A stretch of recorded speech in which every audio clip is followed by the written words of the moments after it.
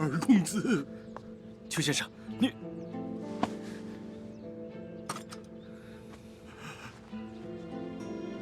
二公子，邱某苟活至今，为的就是能让公子知道自己的仇人是谁，切不可心慈手软，更不可认贼作父，不然世子在九泉之下也不会瞑目的。二公子，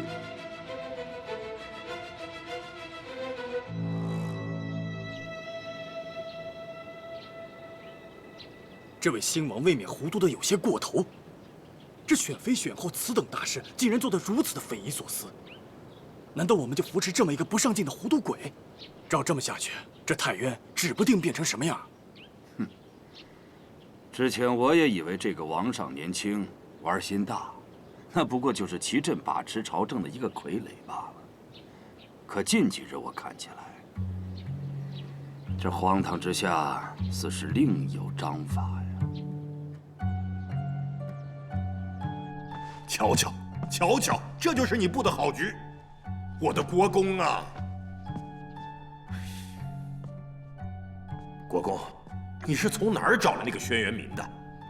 折腾什么不好，偏要折腾什么内廷选妃的大事。如今他当众册封，唯独少了我家女儿。要是若儿真的断了进宫的路子的话，那我西平郡绝不答应。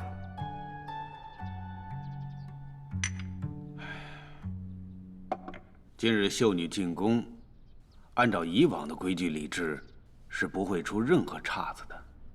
但是王上一时图个新鲜，临时一变，我们这些做臣子的无力阻拦呐。国公，那小子登基可是你一手扶持的，你若撒手不管，把这么大个太渊交给一个糊涂鬼来折腾，哼！ 那日后，你必是罪人。王爷，言重了。我家若儿落选了，倒是那个唐家的女儿唐芷蓉被留下了。国公，你说说看，论样貌，论家世，我家若儿哪一点不及她？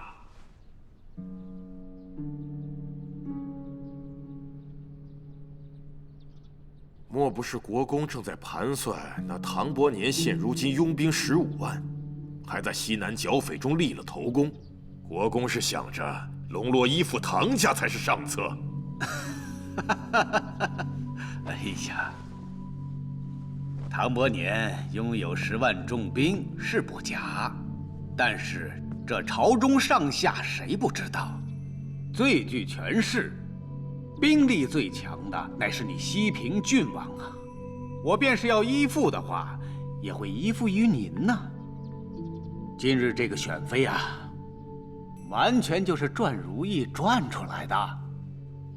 唉，国公啊，我已经有13个儿子了，但唯有若儿这么一个女儿，我忍痛割爱，把她送进宫里。 我家若儿，那日后必定是要当王后的。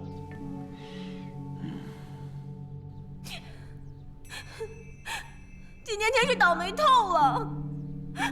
我们西平郡在太原，向来都是数1数2的望族，从来没有失了圣恩。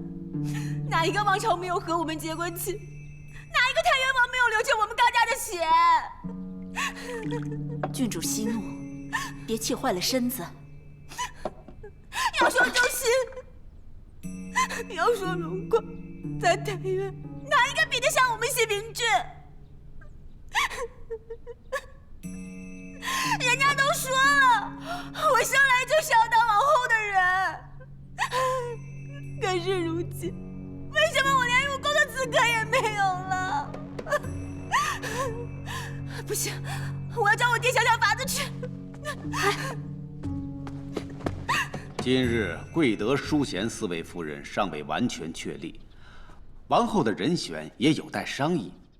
宫闱内务琐碎，变更也是常事。王爷，你消消气，先回去休息。这个事儿交给我来办。先前我答应过你，此事我断不会食言的。国公，进来。大人，这是朝中刚刚拿来的诏书。今日之事我就放话在此。要是若儿不能入选，丢了我西平郡的脸，哼，那别人的情面我自然也就顾不上了。王爷，请留步。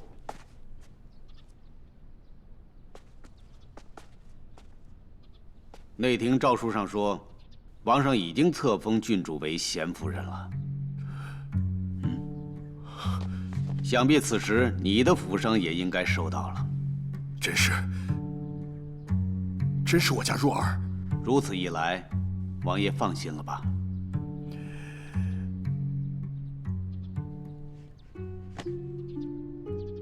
国公这是何意思？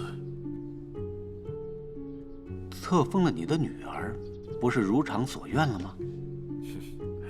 既然国公早有这番安排，那先前为何要为难我们妇女啊？难道国公是想给我西平郡一点下马威，还是怕我不能和唐伯年一样为国公马首是瞻呢？王爷啊，你这是从何说起啊？王上一时兴起改了主意，连我也是刚刚才得知的。再说，我一直视王爷为至交好友，又怎可在此故弄玄虚啊？哼，但愿如此。如国公想有心耍手段，欺负我西平郡无能，那我也绝不会善罢甘休的。王爷多虑了。告辞。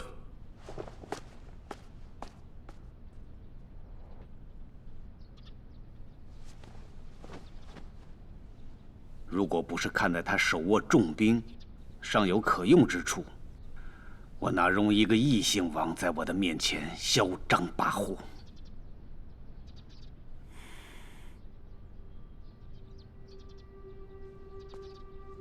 宫里有没有传来消息说，王上因何又改变主意了？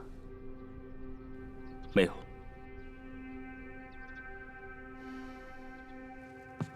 诏书已经送去国公府，西平郡王也在。高僧有什么反应？不出公子所料，离开府上的时候，似是被惹怒了。只是，既然知道这个齐镇和西平郡有所勾结，为何还要将这个高普若封为夫人？这样岂不是养虎为患？高松此人性情暴躁多疑，又仗着自己掌管西南边陲重镇，嚣张跋扈惯了。他与齐镇虽有勾结，却又彼此防备。这回我让他女儿落选，就是要让他闹一闹。这一闹，哼，他们俩的嫌隙才会更大。可是闹都已经闹了，还要将这样的女子带进宫里，莫非公子是想哪儿去了？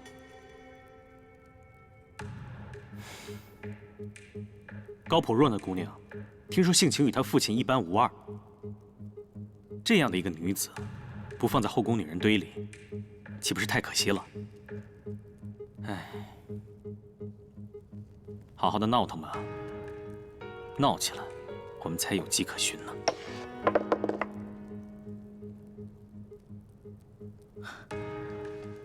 公子妙啊，一炮双响。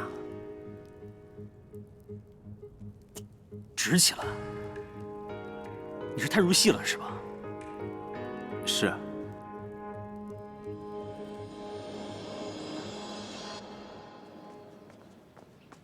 请。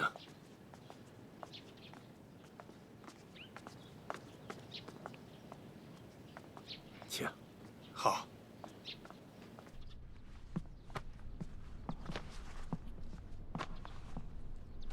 老爷，唐伯年将军的门人求见。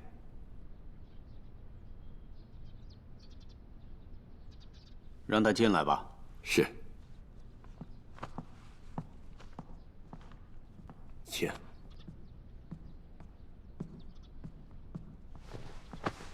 小的替唐伯年唐将军拜见国公。唐将军战功斐然，是太渊的英雄，不必行此大礼。此次进京，将军特别叮嘱说，国公与他有恩，如同再生父母。此次他公务在身，不能亲自前来，特命小的一定要礼数周全。这是小的带来孝敬国公的礼物，还请国公笑纳。他倒是有心了。起来吧。谢国公。我们将军说，他常年在边疆驻守，对朝里的事情知道的不多。此次小姐得选入宫，全蒙国公举荐。若是日后小姐能有幸得蒙大王的垂怜，一定不会忘记国公的恩情。既然是唐将军的爱女，秦某自当是尽力相扶。那一切就仰仗国公了。如果国公没有什么别的吩咐，小的就告退，回去禀知将军。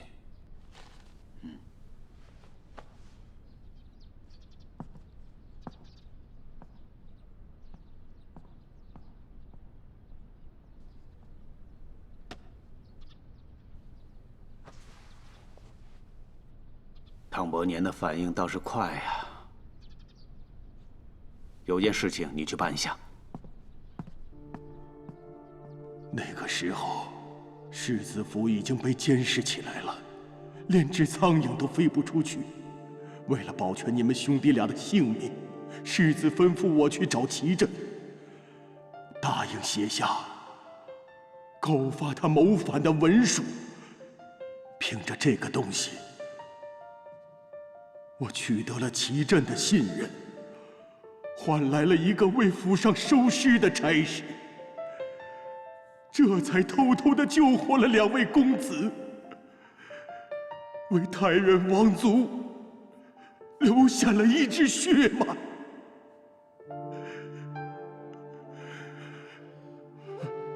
世子啊，世子英明一世，纵横戎马，可到头来却遭到小人的诬陷，扣上了一顶谋反的帽子。最后的吩咐，也不过是为了保全骨肉。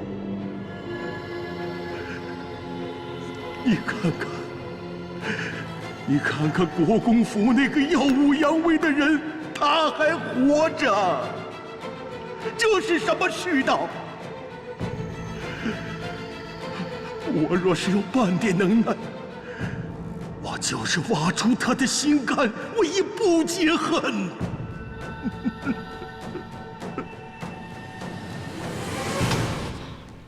想什么呢？还不去办？义父，这就去办。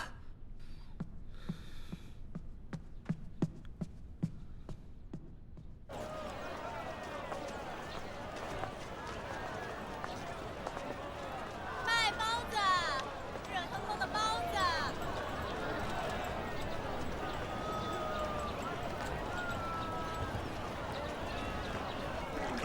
哎呦，邹先生来了！这几日不见，月风楼竟然如此热闹。多亏老板找了5州有名的58同城集，那日上午全城刚发了应征帖，下午大厨就来了。您来看，就是这个帖子。您要是需要管家、马车什么的，都能在这集子上找。话说我们这个大厨啊，您别看他年纪小，那手艺可真是出神入化呀！您瞧瞧，就这几日功夫，那咱们月风楼那是座无虚席呀，定做的都定到下月中了。也就是宗先生您这样的身份、这样的地位，掌柜才特意叮嘱，得给您留个好位置。钱，人生得此美味足矣啊！月风楼能请到这样的厨神，这以后肯定是冠绝昆京城啊！是啊，来，请。来，宗先生今儿想吃点什么呀？来一份红锦虾球吧。哎呦，先生您是神算呀！这红锦虾球正是我们这位厨神的拿手看家菜。您稍等，我这就给您送来。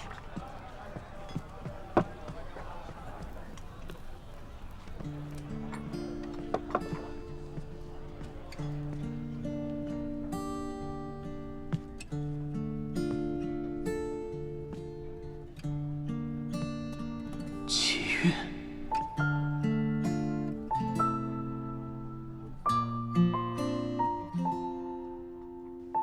的是他。月哥哥，你在吃什么呀？红锦虾球。我也要吃。不行，这是我的。月哥哥真坏，我一定把这国际最好吃的东西都吃光，一口都不留给你。他的不治之症竟能痊愈。几位客官，味道怎么样？味道真不错。是啊，您的红锦虾球。下次可以试试看慢用啊我的虾球，特别好吃。好，这菜真不错。来，谁是这儿的大厨？尝尝这个。好嘞。你们这儿谁是大厨？是我。怎么了？姑娘，跟我们走吧。我凭什么跟你走啊？那就对不住了。哎，贵爷，是不是误会了？我真是本店新来的大厨，你，滚！带走，住手！于大人，这怎么回事啊？这是。云何来迟，惊扰了大小姐，还请大小姐恕罪。哎呀，云恒哥哥，我才躲了几天呀，这就把我找着了，真是没意思啊！云儿，该回家了。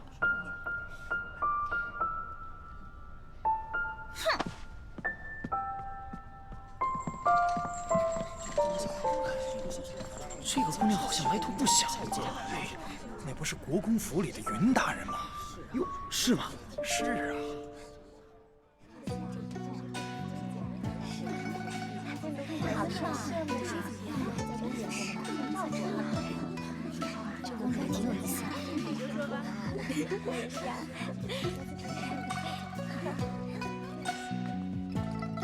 各位娘娘，各位娘娘都是出身名门，秀色夺人，德才兼备，但宫里不比外头，规矩甚严，还请各位娘娘明日起随在下学习宫中之仪。这是御泥坊按照独有配方专为后宫调制的上等养颜露。王上的一片心意，希望各位娘娘用后面色红润，青春永驻。谢王上，谢王上。那就请各位娘娘随在下前往昭燕宫，宫里已为各位主子分配好住处。哎，你说这是不是有什么陷阱？住在哪儿不行啊？非得挤在后花园里头？这昭燕宫是后宫的总称，秀女选来是做妃子的，当然大家都得住在这儿。虽然说后宫是总称，但却大有不同。历代王后住的是永嘉殿，宠妃住的是静月楼，还有出景院。那不是王后，也不是宠妃，家里没人撑腰的怎么办？那就只能守活寡喽。啊？你说这男人就可以三妻四妾，女人就不行？哎呀，小姐，这话你可千万别再说了。本来就是啊。你说这一个男的哪忙得过来啊？把这么多女人收进宫里又不理，这不是毁了人一辈子吗？哎呀，干什么？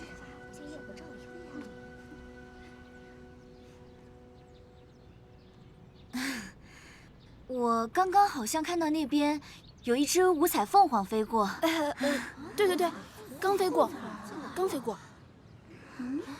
没有啊。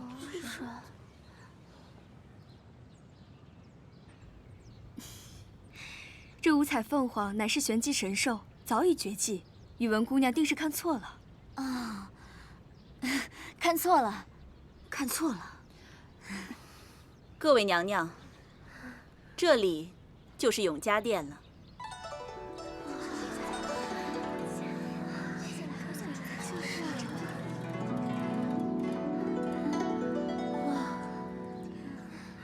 咱们这些人里面呢，最有福气的，就属姐姐你了。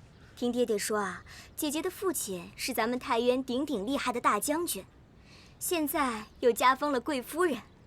这永嘉殿呢，日后定是非姐姐莫属了。能为太原鞍前马后，也是我们唐家的荣光。这永嘉殿是太原王后的住所，我怎么能有这样的荣宠？倒是这位简雪姑娘，他的父亲简申大人是张侯爷一手提拔的俊秀之才，据说有文曲星老爷罩着呢。简姑娘自然是秀外慧中，有大作为呢。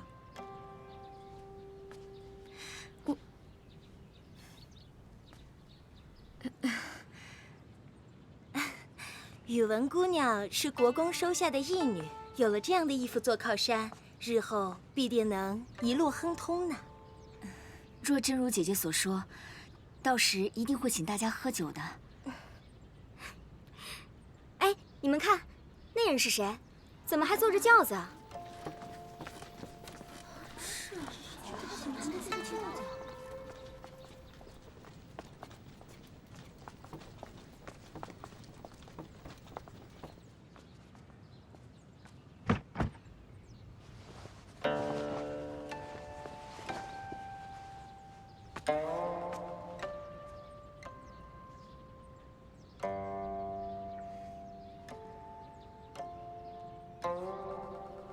王上特意下了恩旨，赐了我贤夫人的封号。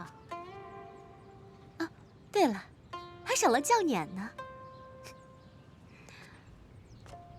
怎么，你们是走路过来的？哎，这么远的路，一定很累吧？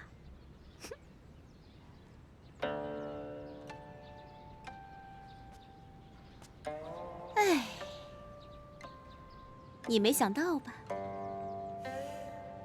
说的是呢。若不是因为姐姐脸上这红印子的福气，王上哪知道姐姐竟然如此美艳动人。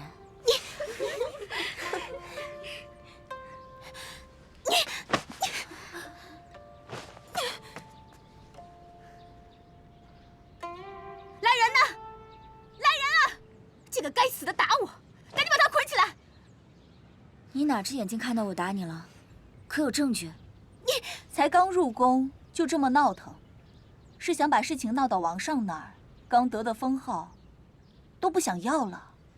王上的妃子首要就是贤良淑德，几位姐妹的德行还真让人大开眼界。你是谁呀？要你来危言耸听？那你就继续闹吧。这王上的性子难以琢磨，这要是真把他惹恼了，可如何是好啊？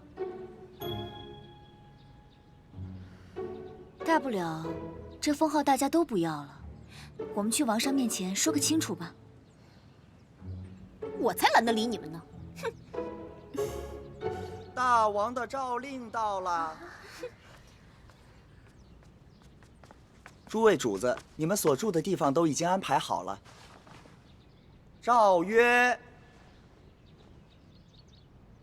贵夫人唐芷蓉居永嘉殿，德夫人简雪居芷罗居，淑夫人宇文子居醉眼居，才女傅嘉仪、纳兰晶、陈香谢、张婉婷、刘觉琪由王务内廷府安排，钦此。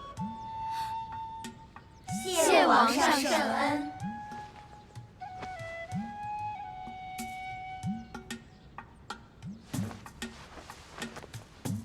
我呢？这上面为什么没有给我安排？这夫人，小的只是个传令的而已啊，并不知道没有夫人您。你算什么东西？你怎么办的差事啊？我可是王上亲封的贤夫人，你叫什么名字？我非得让我爹好好惩治你不可。夫人，您先别生气啊。还有一间宫殿是空着的，要不烦劳将就一下。将就？我是能随便将就的人吗？你赶紧下去给我办，要是办不好，看我不打死你！是。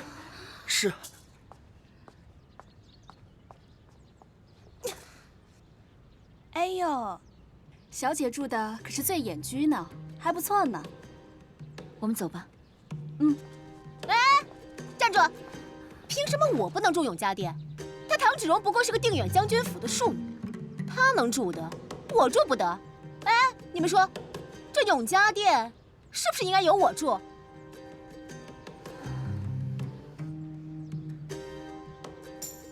这乌龟要做寿，你们猜谁来了？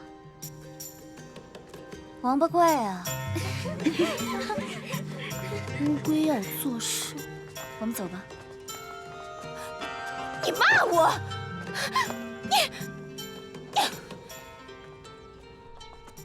老爷，老爷，小姐回来了。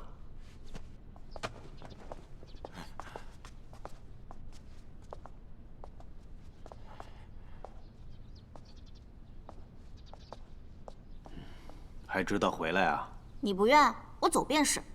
哎，小姐，你看看，这回都回来了，就别再使小性子了啊！当初说出去见见世面，一走就是3年，为父的头发都抽白了。那干嘛抓我回来？该回来的时候我自会回来。早知道我就不回昆京了。大小姐，您这说的是哪门子的气话呀？老奴跟您说，您这些年游历5州，在外学手艺，您可是从来没被人欺负过，是吗？我天生可爱，自然没有人欺负我。小姐，您有所不知啊，这都是老爷这些年一直派人在后边跟着，生怕您受了委屈。您是老爷的心尖肉啊，容不得半点的马虎，小姐。就凭这份苦心，您就别再怪老爷了啊！好了好了，回来就回来吧。不过，爹，如果你想让我乖乖待着，你得答应我几件事。只要你高兴，做什么都可以。那不再逼着我习什么闺阁礼仪啦，不学了，也不会再逼着我去结识什么纨绔子弟啦。理他们做甚啊？真的？当然了，只要你乖乖的在家待着，爹什么都答应你。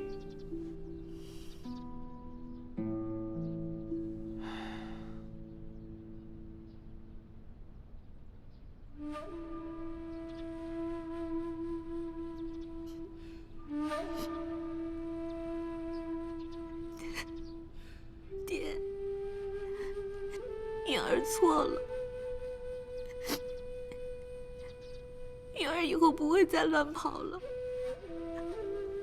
你在外面3年，爹无时无刻不在牵挂着你，知道吗？对不起，爹。好了，好了好了，还是爹最好了。当然了，只要你回来，不乱跑了，爹比什么都高兴。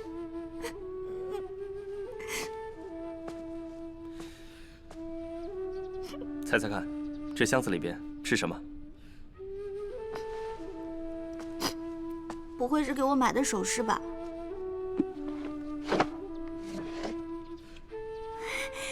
哇，花花哎，花花！之前那只丢了，看你哭了好几天，我又给你找了这只一模一样的，老爱往这箱子里钻。好了好了，你奶奶念叨你呢，去磕头去吧。花花，还愣着干嘛？跟我走啊！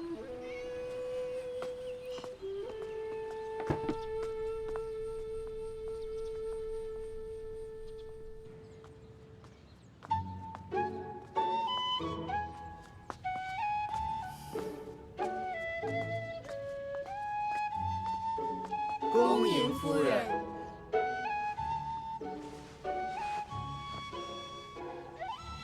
多免礼吧，起身吧。谢夫人。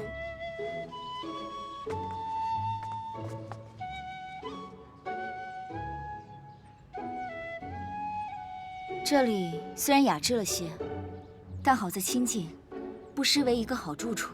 姐姐，见过姐姐。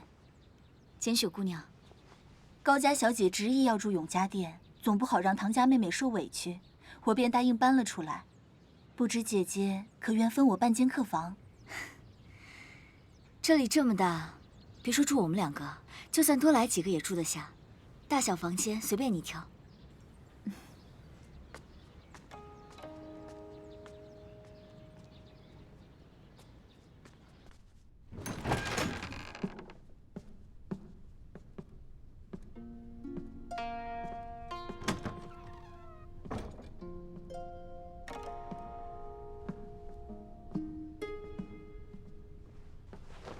想不到这才一会儿的功夫，高普若就能翻盘了。这以后有他折腾的了。高普若是西平郡王的女儿，他们高家出了多少的王后妃子，自然不会轻易出局。你瞧，昨天那些姑娘个个看起来天真单纯的模样，谁的背后没有千丝万缕的前朝势力？小姐，你可千万要小心啊！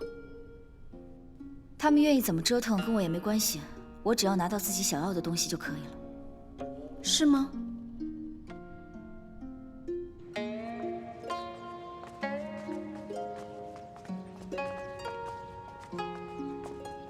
舒夫人在吗？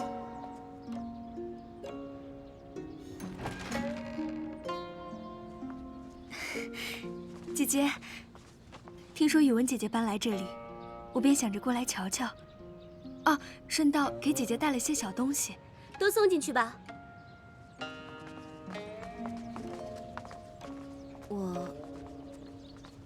这有劳妹妹费心了，我还以为是什么事呢，我还以为你也要挤到我这个破地方住呢。我只是想和姐姐好好亲近亲近。不瞒姐姐说，家父当年也是得国公举荐才做了武将。此番进宫啊，我也全是仰仗国公恩德。算起来，咱俩也都算是出自国公府的姐妹呢。那是那是。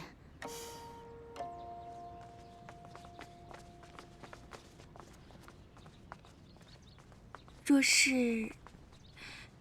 是姐姐不嫌弃的话，就随我去永嘉殿住吧。我若是搬过去的话，西平郡王府那位小姐，指不定怎么样呢。我就住在这儿吧，至少还图个清静。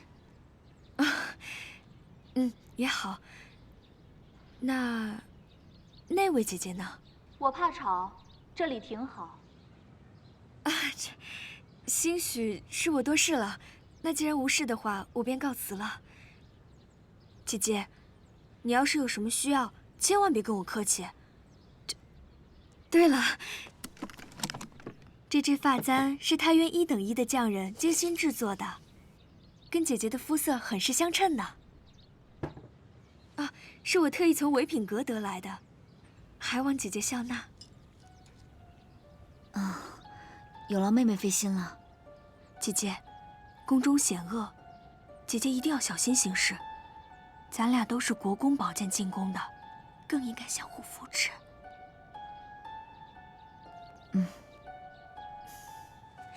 那就不打扰姐姐了。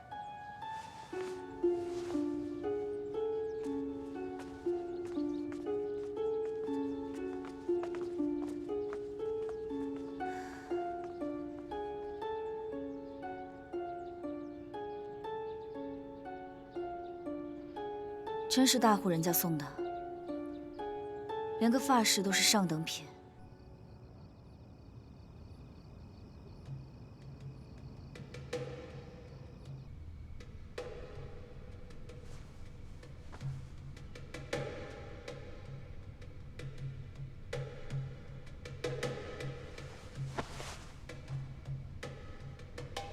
这玄灵针叶是我的贴身之物，若是你能把它从我身边取走，我便帮你解开封印，什么也不求，什么也不要。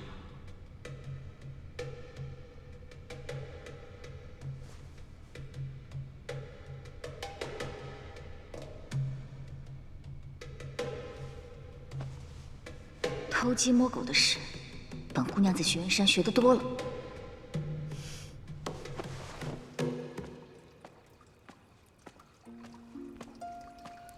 贵夫人，您要的养颜露到了，放这儿吧。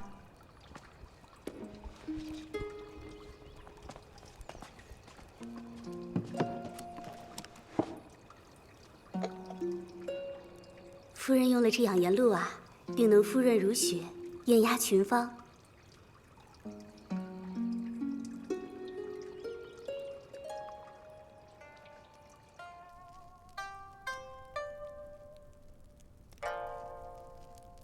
青丝几多随水逝，迷雾一缕寄相思。从此后见无如人，似春烟身旁浮世。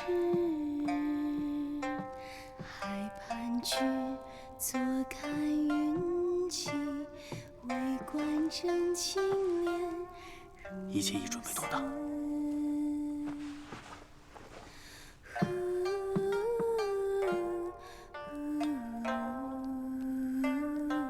蓉儿，休息一下吧。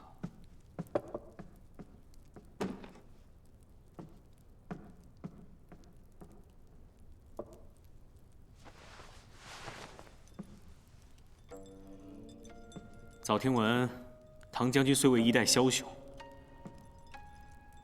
但于戏曲、音律、文人雅玩无一不同，是真正的大雅士。原以为有夸大之嫌，可刚听你一曲唱罢，真是余音绕梁3日，想必家学渊博，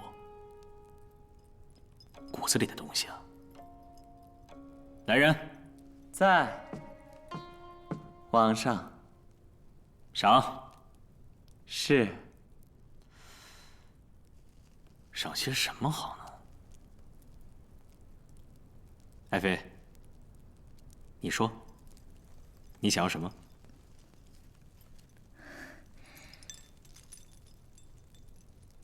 能在王上跟前献丑，已经是天大的福分，哪还敢要求什么赏赐？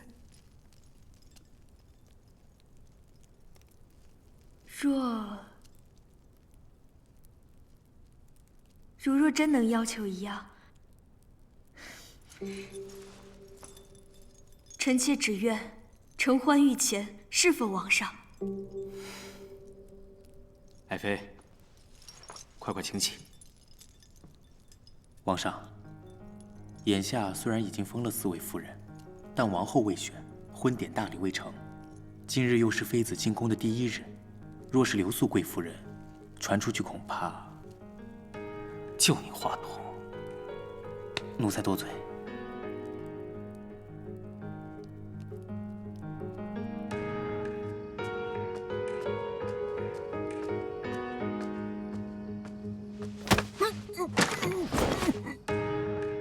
给王上准备的衣服已经准备好了。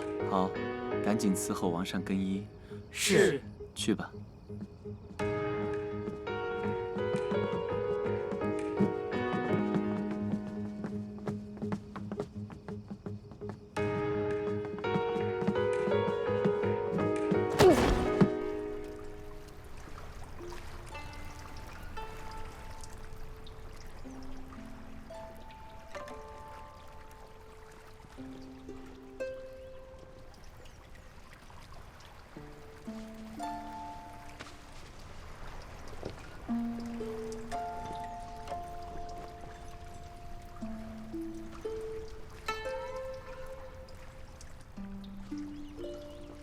这里烟雾缭绕的，我又看不清楚。我要是做了什么不该做的事，明日朝堂上，那些老家伙又要念念叨叨了。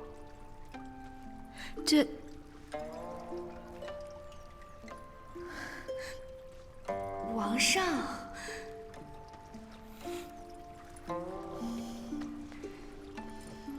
到底是刚登基，身不由己。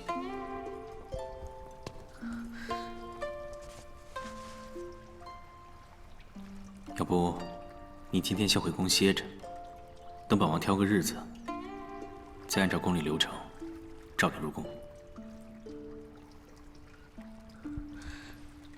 皇上，臣妾臣妾不想走。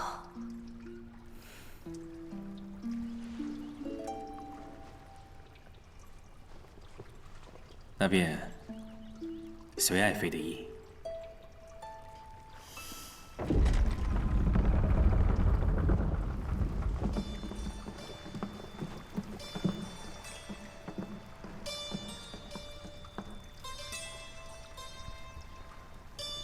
随我来。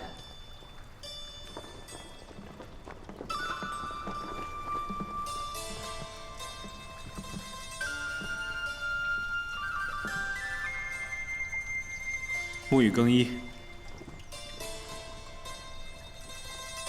你来。